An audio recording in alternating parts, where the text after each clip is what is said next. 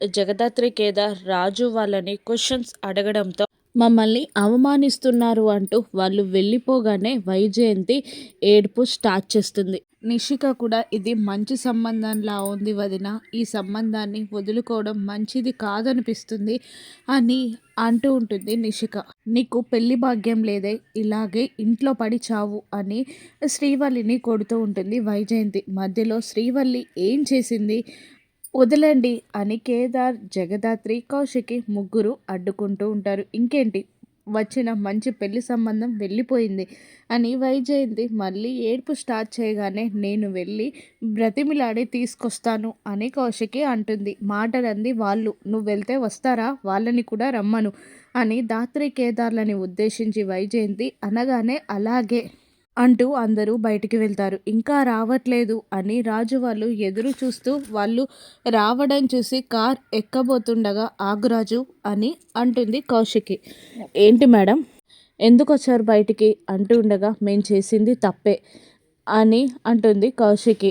Sorry, ఇక రండి, మిమ్మల్ని ఏం క్వశ్చన్స్ వేయం అని దాత్రి కేదార్లు చెప్తూ ఉండగా మీరు చెప్పింది కన్వీనియన్స్గా లేదు అంటాడు రాజు.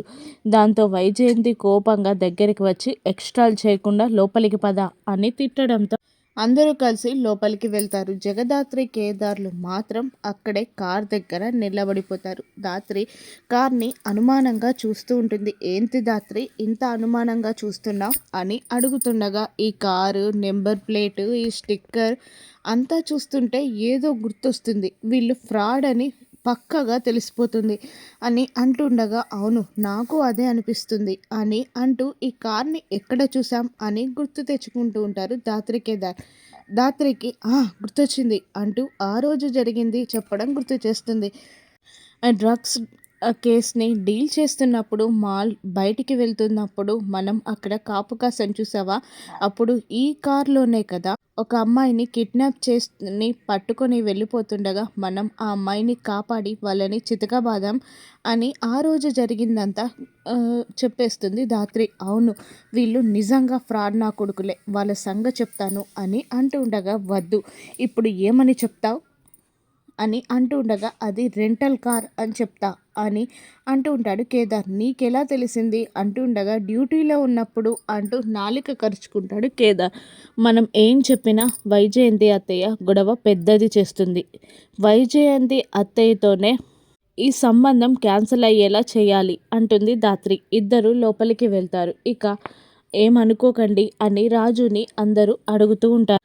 బావా, అది కారు చాలా పాత మోడల్లా ఉన్నట్టుంది, ఇంకా పాత కార్లు వాడుతున్నావు అని కేదార్ అంటూ ఉండగా కేదార్కి పాత కార్లు అంటే ఇష్టం, అందుకే అలా అడుగుతున్నారు, మీరేమనుకోకండి అని దాత్రి.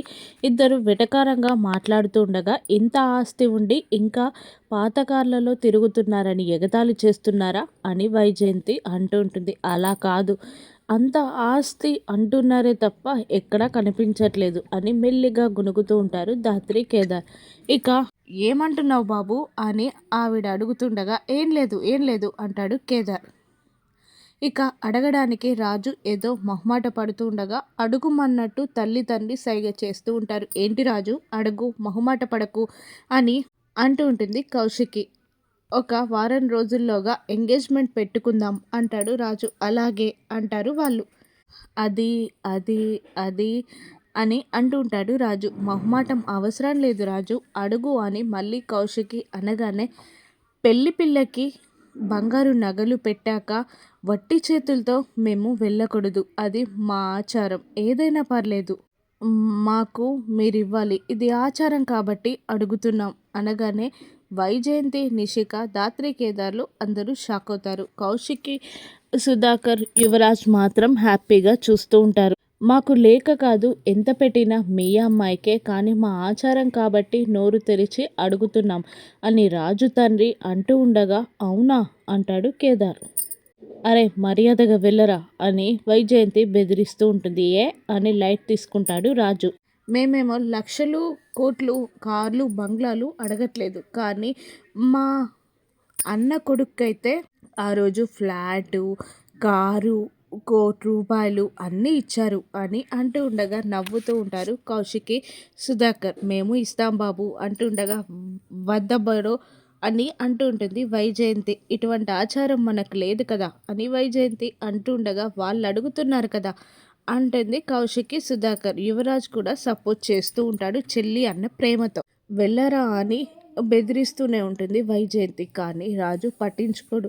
అలా కాదండి, మీకు అభ్యంతరం ఉంటే వద్దు, కానీ మా ఆచారం కాబట్టి అడుగుతున్నాం అంటూ ఉండగా 25,000 10,000 ఇచ్చి పంపించండి అని వైజయంతి అంటూ ఉండగా ఎంతైనా మన పిల్లకే కదా ఇచ్చేది అని సుధాకర్ వెళ్ళి ₹1,00,00,000 ఉన్న బ్యాగ్ని రాజు చేతిలో పెట్టగానే మర్యాదగా అక్కడిచ్చి వెళ్ళు అని వైజయంతి అంటుండగా సరేనండి మేము బయలుదేరుతాం అని వాళ్ళు ముగ్గురు బయటికి వస్తుంటారు. నేను పంపించొస్తాను అని వైజయంతి వెళ్ళి నువ్వే పెళ్ళి చెడగొట్టేలా ఉన్నావు, మర్యాదగా అది ఇచ్చేసి ₹1,00,000 తీసుకొని పో అని అంటుంటుంది వైజయంతి. ఇటువంటి కోట్లు మీకు బోలెడుంటాయి, కావాలంటే నువ్వు సగం తీసుకో, మిగతా సగం మేము ముగ్గురం పంచుకుంటాం అంటాడు రాజు. సరే 10 నిమిషాల తర్వాత వస్తాను అని వైజయంతి లోపలికి వెళ్ళిపోగానే వాళ్ళు వెళ్ళిపోతారు. ఇక దాత్రి కేదార్లు ఆలోచిస్తూ ఉంటారు. వాళ్ళు ఫ్రాడ్ అని తెలిసి మనం ఏం చెయ్యలేకపోయాం, మన ముందే ₹1,00,00,000 కొట్టేసి వెళ్ళిపోయారు అని అంటూ ఉండగా ఇప్పుడు మనం చేసేది వైజయంతి అత్తయ్య నోటి వెంటే నిజం బయటికి కక్కించాలి. అంటే వాళ్ళపై వైజయంతి అత్తయ్యకి కోపం రావాలి. అంటుండగా ఎలా అంటాడు కేదార్. వాళ్ళిద్దరి మధ్యలో గొడవ పెట్టాలి అని సూపర్ ప్లాన్ చెప్తుంది దాత్రి. ప్లాన్ అమలు చేయడంలో పడిపోతారు కేదార్, దాత్రి. ఇక వైజయంతి ఘటనతో రాను ఎపిసోడ్స్లో చూద్దాం. Thank you for watching.